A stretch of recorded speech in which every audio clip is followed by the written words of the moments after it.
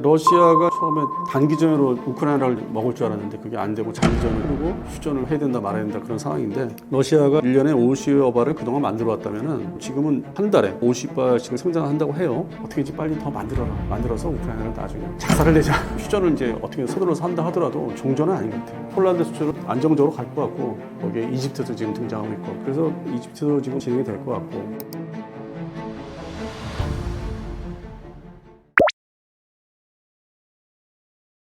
미국의 공중급유기, 신형 공중급유기가 이제 말 그대로 이름이 이제 KC-46A인데 보잉사가 이제 만들고 있죠. 그 공장에서도 여전히 뭐 열심히 잘 만들고 있는데, 그 여러 가지 소소한 세세한 성능이 좀 모자라거나 좀 결격 사유가 있다고 해서 계속 이제 기사화되고 문제가 되고 있는데, 그럼에도 불구하고 생산 배치를 이제 하고 있고, 일본 항공자위대도 이제 도입을 이제 해서 또 추가 도입도 지금 고려하고 있고 준비하고 있고, 그래서 이제 동맹국 중에 뭐 가깝다고 하는 일본이 이제 채택을 했고, 우리나라는 이제 그 2015년도에 공중급유기 사업 때 이게 완성이 안 됐다고 해서 배제를 하고 프랑스 에어버스사죠. 프랑스 중심의 에어버스사에서 만드는 이제 그 KC-330을 도입을 해서 지금 4대를 가지고 있고, 그러면서 이제 그 이후에는 이제 조용했다가 우리나라 대한민국이 이제 또 공중급유기 사업을 또 최근에 작년부터 추가로 최소 2대를 더 사야 된다 하면서 이게 다시 또 이제 기종이 이제 얘기는 나왔어요. 경쟁을 시켜야 되니까 방위사업장 중심으로 경쟁을 시키다 보니까 이제 KC-46이 아직도 그 제대로 가동이 원활하지 않냐 하는데, 여기서 이제 이 말의 어떤 그 좀 세밀한 부분은 가동을 하고 있죠. 근데 특정 뭐 작전 그 요구 환경에서는 뭐가 좀 제대로 작동이 안 된다, 그것뿐이죠. 그리고 업그레이드 그 계획을 이제 꾸준히 진행하는데 중간에 공급망 무슨 뭐 노조 뭐 이렇게 노조가 이제 다 이제 공장을 이제 운영을 이제 못하는 중단했죠, 노조의 어떤 활동 때문에. 그래서 보잉이 엎치락 뒤치락 해가지고 뭐 이제서야 좀 그게 수습이 돼가지고 다시 개량 사업을 이제 하고 있는데, 전부 이제 완성돼서 확실하게 자리 잡으려면 이제 2030년도, 이것도 역시 2030년도 돼야 될 것 같고, 그 전에는 그러면 KC-46이 이제 생산되면서 인도를 받고 있어요, 미공군이. 그 부대가 자꾸 창설이 되니까 한 개 부대씩. 근데 왜 이렇게 소소한 문제가 있으면 완벽한 그 공중작전 운영이 되겠느냐? 그래서 기존의 구형 1950년대 후반부터 대량 배치한 700대까지 배치했던, 지금은 400대 가지고 있다고 하는데 KC-135 공중급유기가 그 이제 개량형이 이제 KC-135R 버전인 중심으로 아직도 버티고 있어요. 그리고 이 동부가 한미일 뭐 연합훈련, 그다음에 한국 미국 공중 뭐 연합훈련 급유훈련도 포함되니까 거기에 최근에는 나타났어요. 그러니까 여전히 구형 급유기하고 신형 급유기가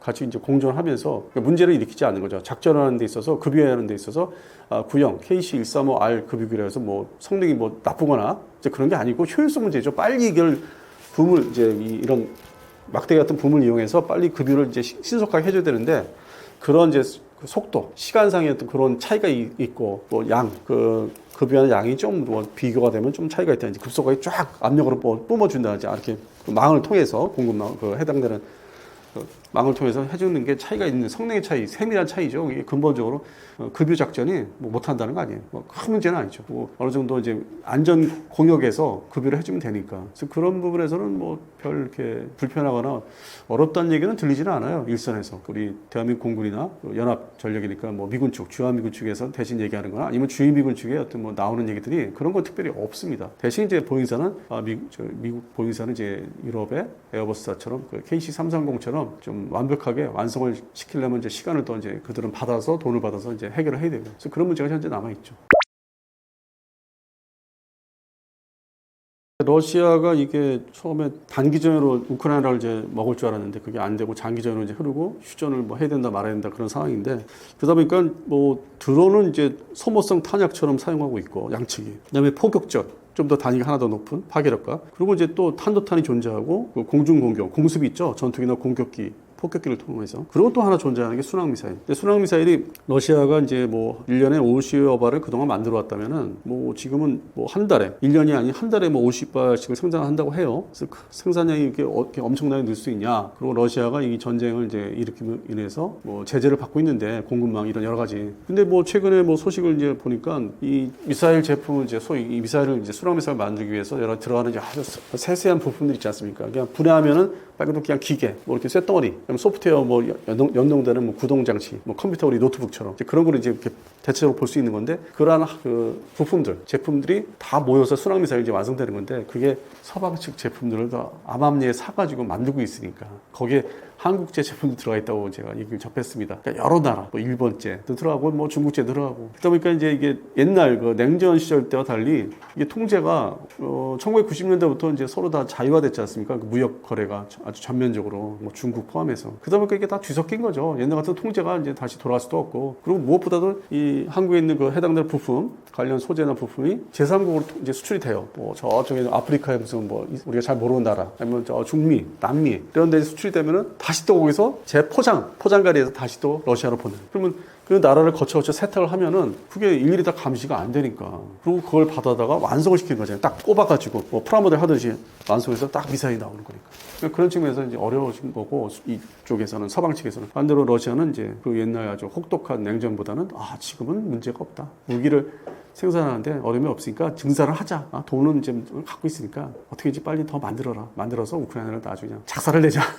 그런 전쟁이 지속되고 있는 거죠. 그리고 앞으로도 또 우크라이나 전쟁이 이번에 이제 크게 얘기해서 2차전인데 이걸로 끝나지 않고 휴전을 이제 어떻게 서둘러서 한다 하더라도 종전은 아닌 것 같아요. 또 3차전이 기다릴 것 같아요. 그러다 보니까 이제 주변국에 뭐 나토 이제 국가인데 뭐 핀란드를 뭐 쳐들어간다는 얘기도 있었고, 쳐들어가는 거 아니냐, 부대를 재배치하고 있으니까. 근데 그거는 이제 상대적이에요. 또 러시아 입장에서는 나토군이 자기도 국경선 그 지역에 뭐 핀란드 쪽이나 밑에 뭐 이렇게 쭉 있지 않습니까? 이어지는 게 폴란드부터 해가지고 다. 이 군사력을 또 이제 반대로 이쪽에서 강화를 하니까 또 그걸 견제한다고 일단 이제 배치를 하는 거죠. 그러니까 바로 쳐들어간다는 개념보다는 똑같이 양측이 불안한 거예요. 이쪽은 러시아가 쳐들어올까봐, 서방 측 나토는. 러시아 입장에서는 우크라이나 지금 완성의 전쟁이 다 먹지를 못했는데 이게 또 반대로 찝적될까봐. 그러니까 러시아에서는 일단 선제적으로 배치를 또 하는 거죠. 핀란드 쪽에. 뭐 그 옛날에 2차 대전 때 그 뭐 먼저 공격 전쟁을 했던 그 개념이 아니라 다른 데를 견제를 하는 거죠. 나토군이 뭐 진입을 한다든지 뭐 그거 하지 마라. 난 얘를 지금 두들겨 패고 있는데 너희들은 뭐 이걸 넘어서 들어오겠다고? 나를 위협한다고? 그럼 나도 너한테 견제를 하겠다. 야, 병력 저쪽에 있는 거 뽑아가지고 극동에 있는 거 뽑아서 일단 배치해. 뭐지 그 재배치하는 거죠. 뭐 중앙아시아 부대를. 그래서 서로 견제, 아주 뭐 그냥 밸런스를 잡느라고 이제 그냥 계속 경쟁이 이어지는 거죠. 그래서 그런 측면을 좀 객관적으로 보시면은 바로 전쟁이 난다 그건 아닌 것 같습니다. 그리고 실제적으로 핀란드 침공 뭐 한다면 러시아가 핀란드를 침공한다기보다는 거기보다는 에스토니아, 리투아니아, 라트비아 이런 나라가 더 저기죠. 눈에 가시죠. 그 안쪽에 이렇게 있기 때문에 화랑지 또 중간에 또 공간지대가 있지 않습니까? 그거를 먼저 다 확보를 해야죠. 그게 더 우선순위지. 지금 에스토니아가 지금 떨고 있는데 우리 뭐 자주포 사간다고 얘기하면서 추가로 거기가 먼저지. 뭐 핀란드는 되레 뭐 전선을 확대하면 자기들도 뭐 좋지는 않죠. 그러니까 견제 차원이다. 병력 배치는 견제 차원으로 좀 보고 있습니다.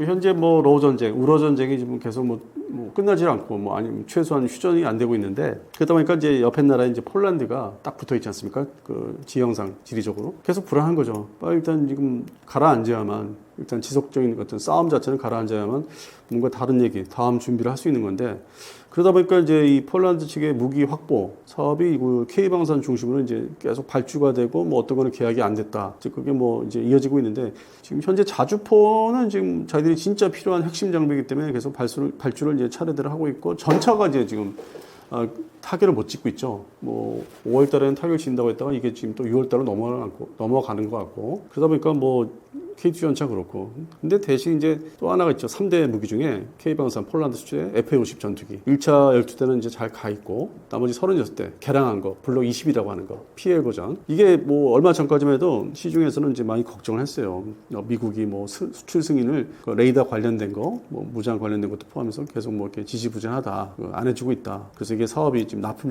시간은 다가오는데 과연 이거를 뭐 맞출 수 있을 것인가 결국 시간이 넘겨서 뭐 계약에 좀 문제가 되지 않겠느냐 했는데 다행히도 레이더 미국제 그 레이션 RTX사라고 하는 레이션 그 팬텀 스트라이크 레이더의 그 초도 제품이 탑재 장착이 돼서 시험 비행을 이제 하고 있대요. 그러면 이제 이거부터가 예정대로 2026년 날 납품을 이제 36대를 시작을 해야 되는데 36대 1호기부터 좀 서두르면은 차질이 없겠다. 폴란드 공군에 납품하는 FA50 PL 버전. 그리고 이제 별도로 이거를 나중에 2인승 이게 현재 2인승 경전투기인데 1인승으로 뭐 좀 개량해서 쓸 수 있는 여지를 만들어야 되겠다 해서 또 별도로 이제 1인승 개량 사업을 이제 하고 있거든요. 우리 국내에서. 근데 이것도 최근 뭐 알아보니까 잘 되고 있는 거로. 그러니까 2인승의 조종석을 승무원석을 이제 하나를 줄여가지고 그러니까 보조연료 탱커 개념으로 연료 탱크를 더 실을 수 있는 그래서 항속거리를 좀 늘리는 그래서 그것도 예상보다는 뭐 차분하게 시간이 이제 뭐 주어진 대로 되고 있구나. 그래서 뭐 이 폴란드 수출은 좀 안정적으로 갈 것 같고 납품하는 게